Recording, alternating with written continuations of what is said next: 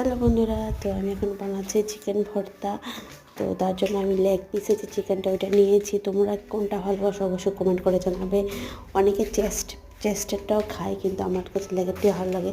তো এটার মধ্যে হলুদ, নুন, তারপর কাঁচা লঙ্কা, আদা কুচি দিয়ে ভালো করে সেদ্ধ করতে বসিয়ে দিয়ে দিলাম।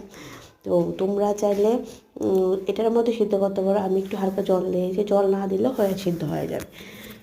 তো তারপরে আমি ভালো করে এটার মধ্যে শুকনো লঙ্কা আর কাঁচা লঙ্কা পুড়ে থেতো করে নিয়েছি। তারপর পেঁয়াজ কুচি, ধনেপাতা কুচি করে নিয়েছি। তারপরে আমি এটিকে ভালো করে মিক্স করে নিচ্ছি। তো পেঁয়াজ মাখাটা পেঁয়াজটা আমাদের একটু নুন দিয়ে ভালো করে মেখে নেবে, তাহলে কী হবে, পেঁয়াজটা নরম হবে। তারপর মাংসটা দেবে, তাহলে মাখাটা ভালো হবে। তো আমি এমনটাই করেছি।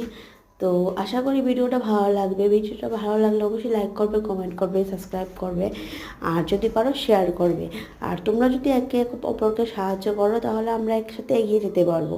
তো প্লিজ তোমরা আমাকে ভিডিওটা যদি ভালো লাগে লাইক করবে, শেয়ার করবে, আর কমেন্ট করবে অবশ্যই।